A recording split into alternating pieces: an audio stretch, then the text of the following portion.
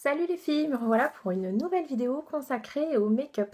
Donc vu que ça fait longtemps que je n'avais pas enregistré de vidéo à ce sujet, donc là j'ai plein de choses à vous montrer puisqu'évidemment j'ai un petit peu cumulé les achats, même si je me suis, on va dire, un peu calmée là-dessus, puisque vu que je commence à en avoir pas mal, et ça sert à rien que j'en ai des tonnes et des tonnes, puisque après je ne sais plus ce que j'ai et je me sers plus de tout.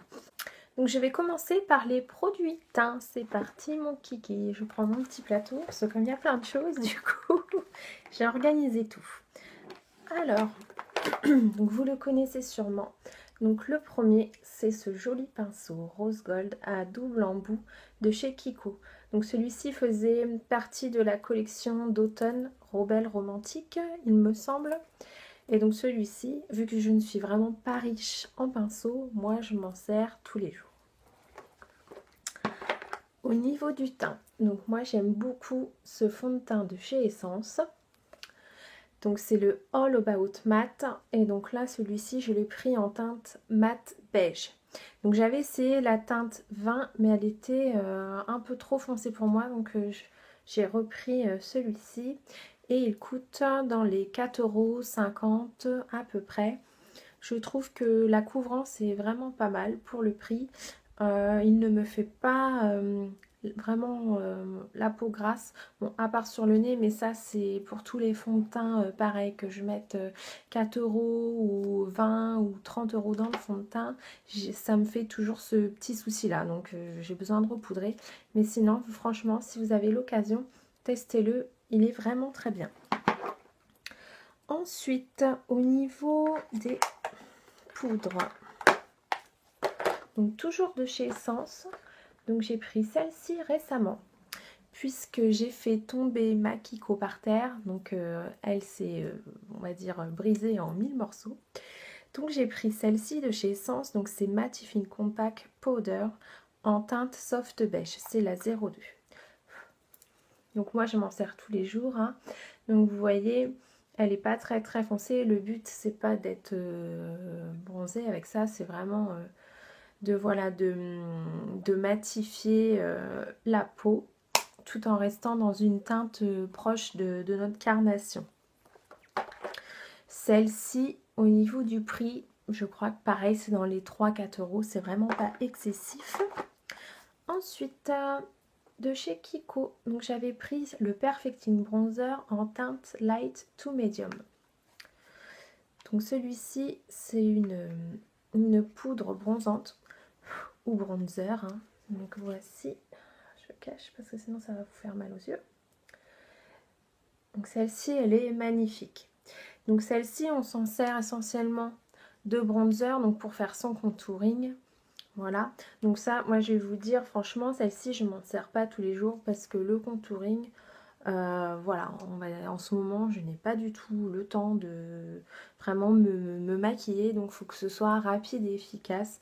Donc je reste sur mes poudres compactes et blush et highlighter, mais pas de contouring du tout.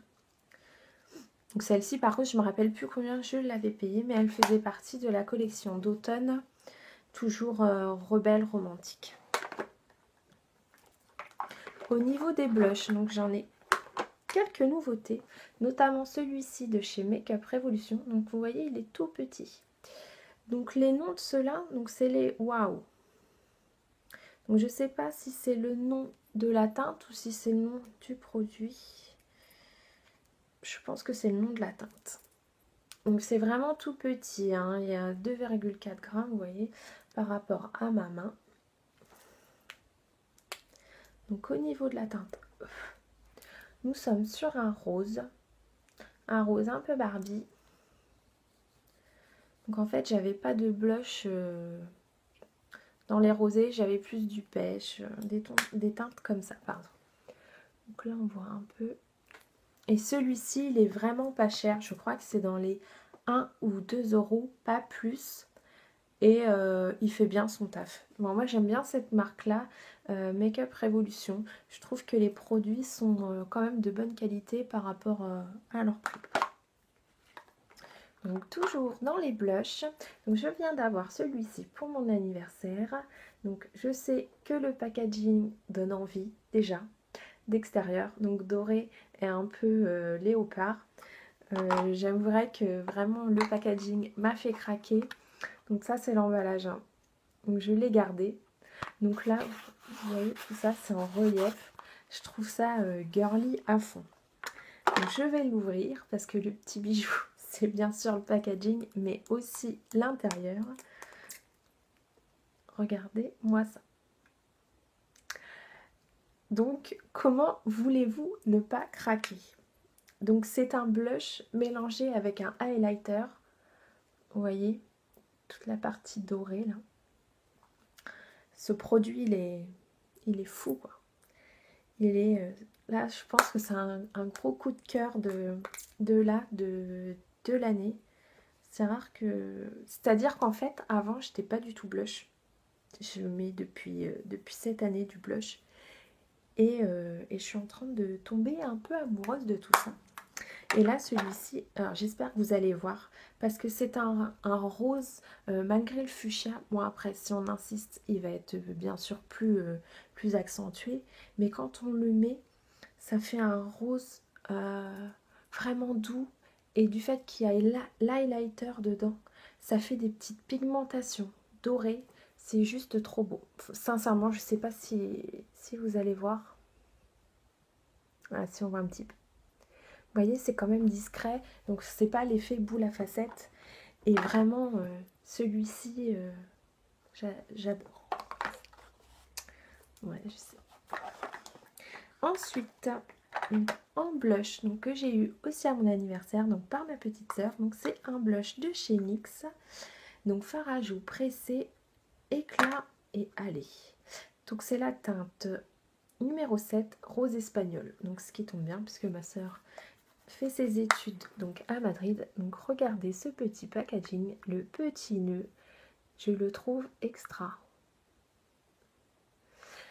Je pense que les entreprises de cosmétiques ont vu qu'on craquait davantage avec des packaging vraiment girly. Donc je pense que là, on va vraiment tomber dans une période make-up où ils vont vraiment miser sur tout ça. Et que dans pas longtemps, ça va être vraiment la ruine pour nous. Donc regardez, donc ce joli rose. Donc moi qui n'avais pas de blush rose quasiment, à part le Cendrillon de Essence, là franchement je suis gâtée. Donc au niveau de la pigmentation, celui-ci, j'attends un petit peu de le tester plus, parce que j'ai l'impression que voilà, c'est pas très pigmenté pour l'instant. Vous voyez, on voit pas grand chose. Donc c'est vrai qu'il est joli comme ça, mais sur la peau, il faut en mettre des tonnes si on veut que ça se voit. Donc voilà pour les blushs. Et donc j'ai deux highlighters. Donc j'ai eu un highlighter pour mon anniversaire, donc de chez Catrice, en teinte Stardust. Donc c'est celui-ci. Donc quand je vous dis qui mise fort sur les packaging ou les produits, regardez-moi ça encore, l'effet capitonné. Comment tu veux ne pas craquer? Le prix, je ne le connais pas, mais je sais que c'est dans des gammes quand même bon rapport qualité-prix. C'est pas des marques de luxe. Alors, je vais te montrer. Là, c'est l'highlighter. Bon, on voit que chi. On voit pas. Comment je vais faire? Parce que j'ai plus d'éclairage, donc j'essaye de faire comme je peux. Là, tu vois. Donc il est très joli celui-ci. Et une autre petite pépite de la collection d'automne de chez Kiko. Donc celui-ci c'est de la collection Sirène quelque chose, je ne me rappelle plus. Donc c'est un highlighter, donc dans ce packaging là. Donc le packaging toujours. Donc là ça fait comme une perle en fait, une perle hawaïenne. Et dedans on a des reflets roses. Je l'ouvre. Donc moi j'avais pris la teinte 02.